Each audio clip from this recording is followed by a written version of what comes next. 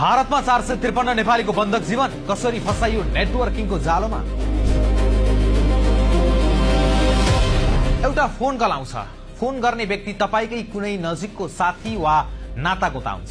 उसले भन्छ, म भारतको एउटा ठूलो कम्पनीमा काम गर्दैछु, यहाँ महिनाको 50,000 कमाई हुन्छ, खाना बस्न पनि फ्री छ, तिमी पनि आऊ, म सेटिङ मिलाइदिन्छु।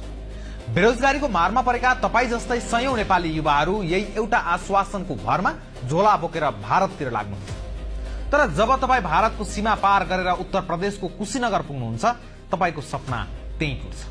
तपाई कुनै अफिसमा होइन, एउटा अँध्यारो कोठामा बन्धक बनाइनुहुन्छ। तपाईको मोबाइल खोसिन्छ र तपाईलाई घरबाट लाखौं रुपियाँ मगाउन शारीरिक र मानसिक यातना दिन्छ। हो, यो कुनै काल्पनिक कथा होइन। भारतको कुशीनगरबाट शुक्रबार मध्यरातमा उद्धार गरिएका 453 जना नेपाली नागरिकहरूको वास्तविक र हृदय विदारक भोगाई हो यो। आजको यस विशेष भिडियोमा हामी यो विशाल मानव तस्करी र नेटवर्किङ स्क्यामको पर्दाफाश गर्नेछौँ। कसरी एउटा गिरोहले 40 वटा जिल्लाका नेपालीहरूलाई भारतमा बन्धक बनायो र कसरी भयो यो अहिलेसम्मकै ठूलो उद्धार अपरेसन। घटना भारतको उत्तर प्रदेश स्थित कुशीनगरको हो। कुशीनगर जुन बुद्धको महापरिनिर्वाण स्थलका रूपमा शान्त मानिन्छ, त्यहाँ नेपाली युवाहरूका लागि एउटा नर्क खडा गरिएको थियो। विगत केही महिनादेखि दिल्ली स्थित नेपाली दूतावासमा नेपालीहरू समस्यामा परेको गुनासो फाट्टाफुट्टा आइरहेको थियो, तर ठोस प्रमाण फेला परेको थिएन। जब एकजना नेपाली युवा त्यहाँको बन्धनबाट भागेर दूतावासको सम्पर्कमा पुगे, तब मात्र यो ठूलो काण्डको पर्दा खुल्यो। दूतावासमा कार्यरत एसएसपी प्रकाश मल्लको नेतृत्वमा एउटा विशेष टोली परिचालन गरियो।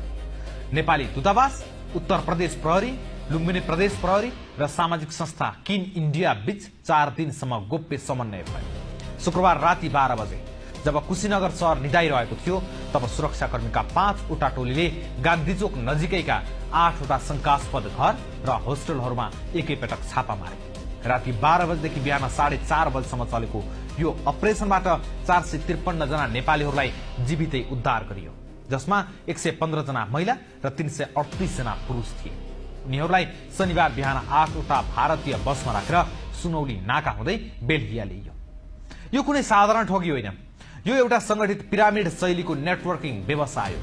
अनुसन्धानबाट खुलेको यो गिरोहको काम गर्ने तरिका सुन्दा तपाईको होश उड्न सक्छ। सुरुमा चिनजानका मानिसहरूलाई ह्युमन रिसोर्स वा सेल्सको जागिर भन्दै बोलाइन्छ। त्यहाँ पुग्ने बित्तिकै पहिलो हप्तामा रजिस्ट्रेसन फीको नाममा 10 देखि 25,000 भारु असुलिन्छ। त्यसपछि सुरु हुन्छ ब्रेन वाश गर्ने तालिम। पीडितहरूका अनुसार उनीहरूलाई बिहान 4 बजे उठाइन्थ्यो, बिहान 10 बजेसम्म तालिम दिइन्थ्यो। तालिममा के सिकाइन्थ्यो? मात्र एउटा कुरा, कसरी नयाँ मान्छे फसाउने र कसरी घरबाट पैसा मगाउने। Revive skill development and trading LLP र बेलिस्टार डाइनामिक्स जस्ता कम्पनीको नाम प्रयोग गरेर यो धन्दा चलाइएको पाइएको छ। यद्यपि प्रहरीले यी कम्पनीको नाम दुरुपयोग गरिएको हुन सक्ने पनि आशंका गरेको छ। उद्धार गरिएकाहरूमध्ये धेरैको आँखामा अझै पनि त्रास देखिन्छ।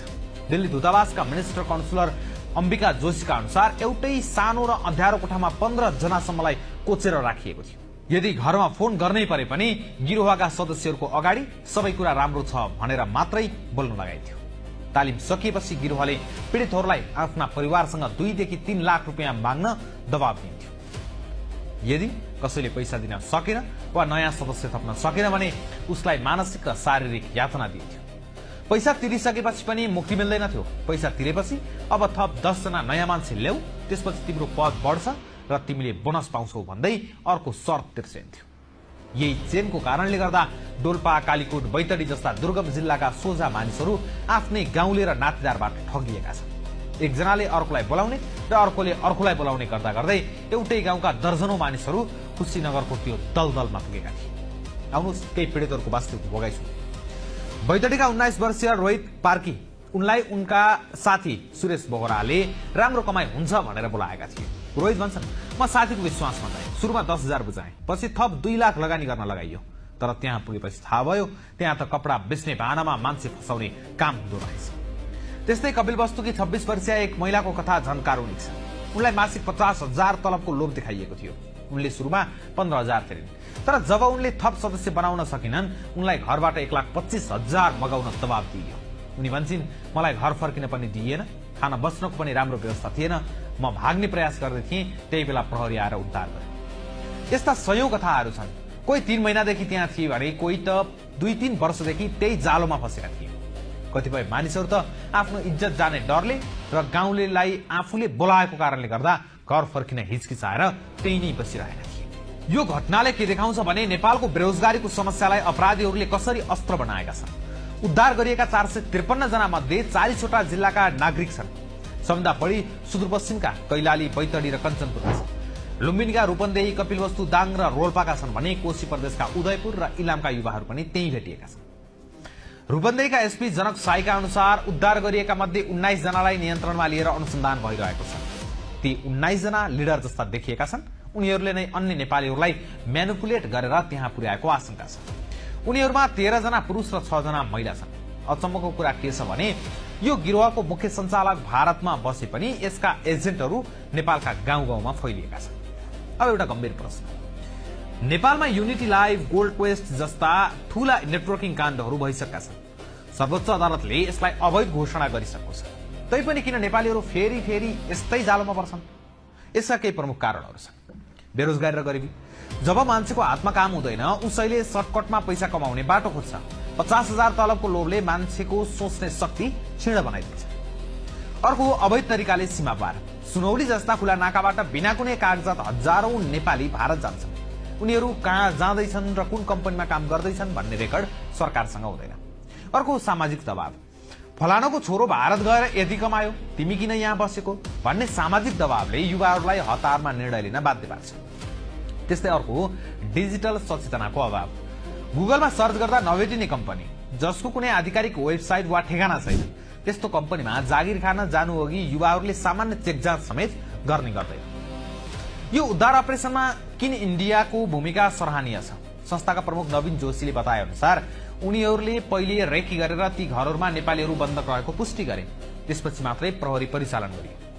लुम्बिनी प्रदेशका डीआईजी भूपेन्द्र खत्री भन्छन् यो एउटा अन्तर्राष्ट्रिय ठगी सञ्जाल हो। नेपालमा प्रतिबन्धित भएपछि उनीहरूले भारतको भूमि प्रयोग गरेर नेपालीलाई नै ठगिरहेका छन्। यस्ता गिरोहका नायकहरूलाई पक्रन दुवै देशका प्रहरीबीच अझै बलियो समन्वय आवश्यक देखिएको छ। यो भिडियो हेरिरहनु भएका सम्पूर्ण दर्शकहरूलाई हाम्रो एउटा आग्रह छ, यदि तपाईँ वा तपाईँको कोही आफन्त रोजगारीका लागि भारत वा अन्य कुनै देश जाँदै हुनुहुन्छ भने यी कुराहरूमा ध्यान दिनुहोस्। जस्तो जागिरको प्रलोभन दिने व्यक्तिको पहिचान गर्नुहोस्। यदि उसले सुरुमै पैसा माग्छ वा थप मान्छे ल्याउनुपर्छ भन्छ भने त्यो 100% ठगी हो। त्यस्तै कम्पनीको आधिकारिकता बुझ्नुहोस्। कम्पनीको नाम गुगलमा सर्च गर्नुहोस्, उसको दर्ता नम्बर माग्नुहोस्। त्यस्तै श्रम स्वीकृति र कानूनी बाटो। सकेसम्म कानूनी प्रक्रिया पुर्याएर मात्र जानुहोस्। भारत जाँदै हुनुहुन्छ भने पनि आफू जाने ठाउँ र कामको बारेमा परिवारलाई स्पष्ट जानकारी दिनुहोस्। प्रलोभनमा नपर्नुहोस्। बिना मेहनत धेरै पैसा दिने कुनै पनि व्यवसाय संसारमा छैन, त्यसैले प्रलोभनमा नपर्नुहोस्। कुशीनगरको यो घटना एउटा ठूलो चेतावनी हो। 453 जनाको त उद्धार भयो, तर अझै कति नेपालीहरू भारतका कुन कुन शहरमा यसरी नै बन्धक बनेका होलान्, यो सोच्दा पनि मन झस्किन्छ। उद्धारमा खटिने एसएसपी प्रकाश मल्ल, उत्तर प्रदेश प्रहरी र सम्पूर्ण टोलीलाई हामी धन्यवाद दिन चाहन्छौँ।